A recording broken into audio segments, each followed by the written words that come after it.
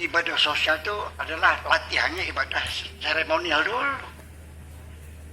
Ya, tiap hari kita ketemu dengan masyarakat, berdiri sama tinggi, duduk sama rendah, di masjid sehari 5 kali ketemu fisik. Ya, seperti itu. Jadi artinya begini, mungkin orang tidak memperhatikan bahwa siapapun yang masuk masjid itu akan ada satu rasa yang sama. Kulluna ibadullah, kita semuanya hamba Allah. Orang kaya masuk masjid lupa dia kaya. Dia tidak tersinggung nempel pundak dengan orang miskin. Pejabat tidak tersinggung duduk di belakang tukang beca kok. Lebur itu keegoisan dalam salat tiap hari. Ya itu untuk kita supaya dalam bermasyarakat menjadi orang yang baik, yang santun. Tapi nyatanya semakin banyak sholat berjamaahnya, kok bertengkarnya semakin banyak sih. Malah masjidnya jadi terbagi-bagi. Saya sering kali masuk masjid salah masuk, keluar lagi saya nggak jadi. Karena saya pakai baju batik.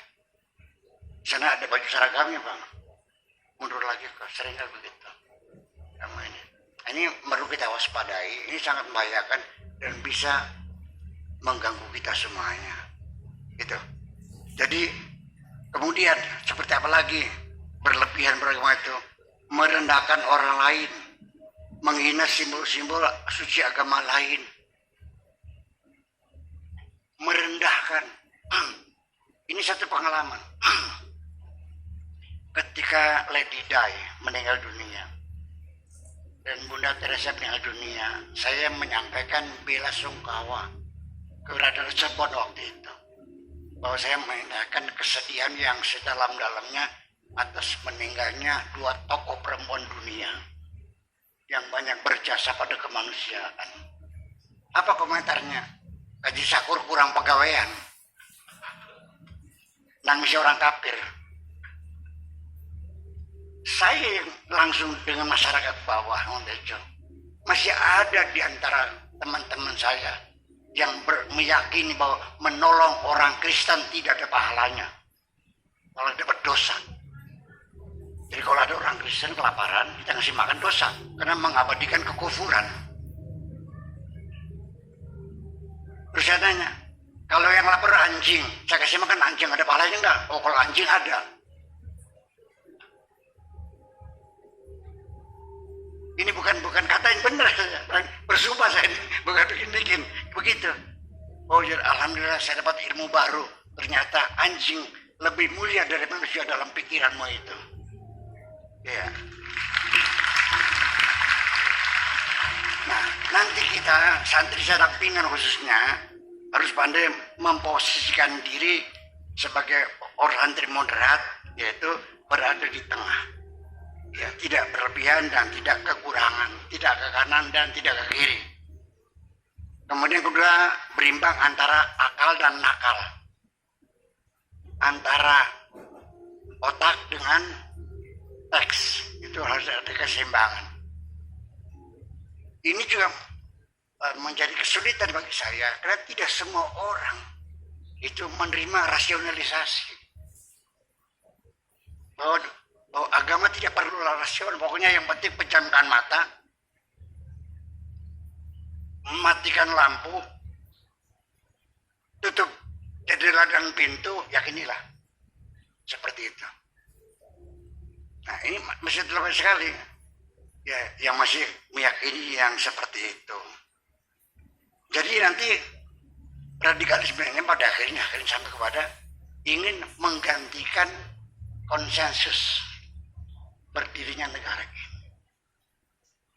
Pancasila dan Undang-Undang Dasar 45. Ini adalah kesepakatan bersama kita bikin negara namanya Indonesia.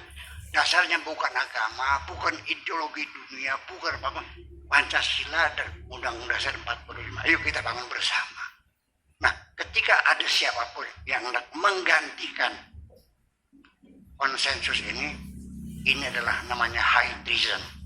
pengkhianatan besar dan akan dipastikan negeri kita akan bubar dan negeri kita terlalu mahal harganya. Ya, nanti kasihan anak cucu kita semuanya. Kemudian ada hal yang paling penting sekali bahwa saya sampai sekarang tidak terlalu tertarik dengan isu toleransi itu. Sebab bagi saya toleransi beragama dalam berkebangsaan itu nggak bisa. Toleransi itu wilayahnya skopnya kecil antara suami dan istri. Dengan tetangga toleransi. Suaminya mendengkur, istrinya toleran. Ya udah sabar, dipeluk aja dulu.